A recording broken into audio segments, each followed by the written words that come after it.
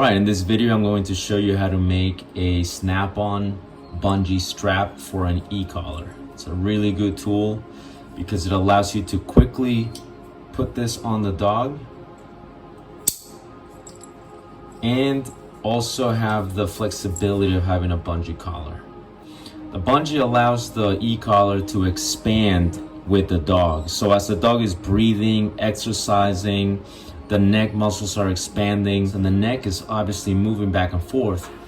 So alternatively to this, what we have is you have the factory setting, so to speak, which is just a regular e-collar strap. The regular e-collar strap, you put it on the dog.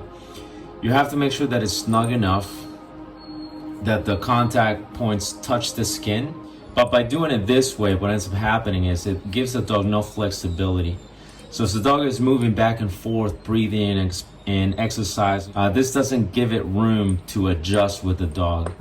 Whereas the bungee strap, will adjust with the dog. Also, I like to make them nice and secure.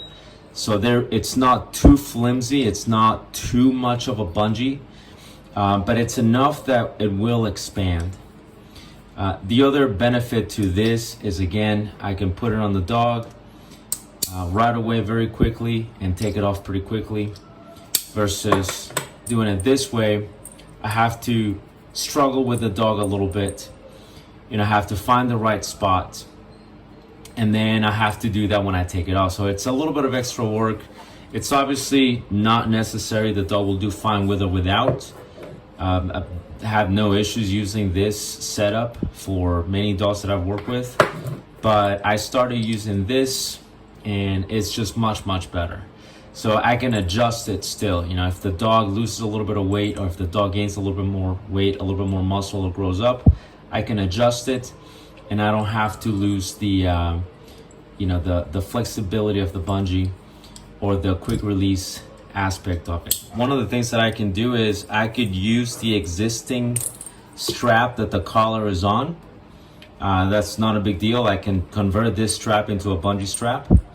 The problem is this particular strap has already been cut to size. Once I cut some of the existing strap, it makes it harder for me to now make a bungee collar, because what will happen is with all the bending, all the riveting, you're gonna lose some length. And so now what happens is I can turn this into a bungee strap, but it will be too short. So the other option that I have is I can get a brand new strap. So if I get a brand new strap, you could buy this additionally, and then you can now start with from clean, with a clean slate. You can start from scratch. In this particular case, I'm going to use the copper rivets. If I'm going to use the copper rivets, that means I need to use a kit, so a riveting kit specifically made for this. I have a 2x6. You can see has gotten a lot of use. So as I need to punch holes on the strap, and this is going to penetrate through that strap, it doesn't mess up my workbench, and I'm not doing it on the ground. So then if I do it on the ground, what will happen is it'll mess up my punch. Okay, so in this case, obviously we're going to take this off.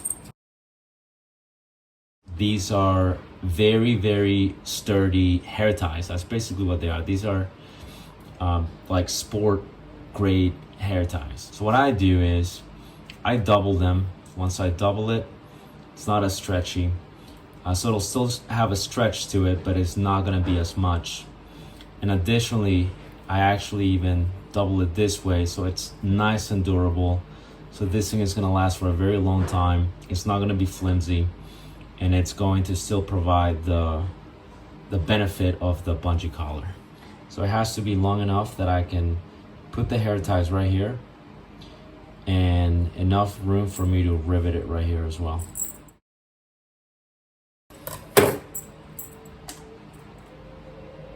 So now this should give me enough room for the rivet and for the bungee right here.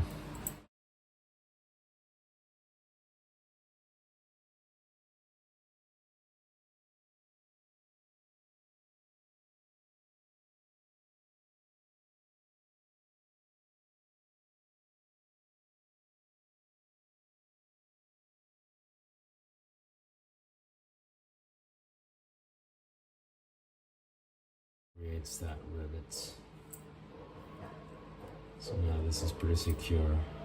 So now I'm gonna do that.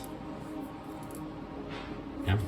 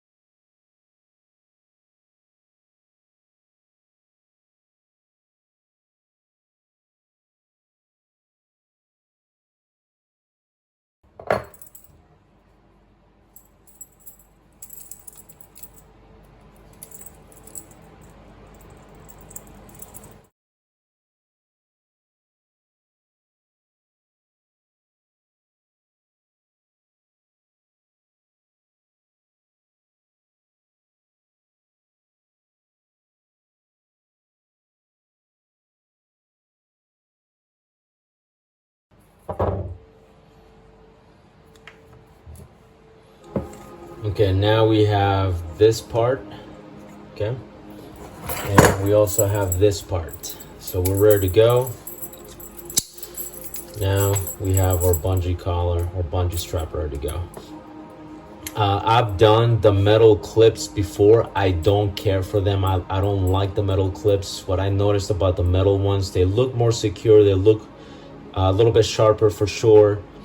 But what I noticed is that they're not flimsy, but they're a little bit easier to come loose. Like if a dog messes with the metal ones, they tend to come loose a little bit easier.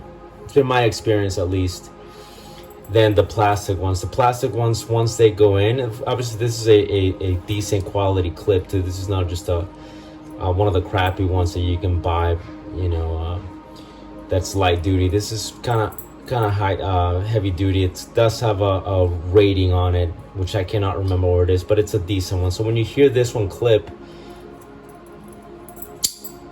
it's actually pretty secure.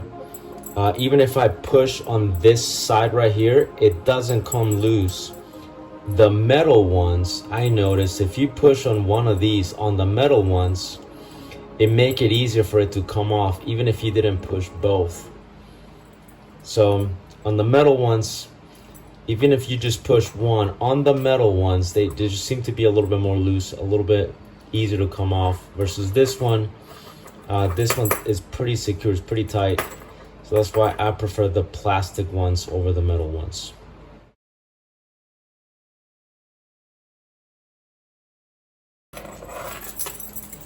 So now we're good to go.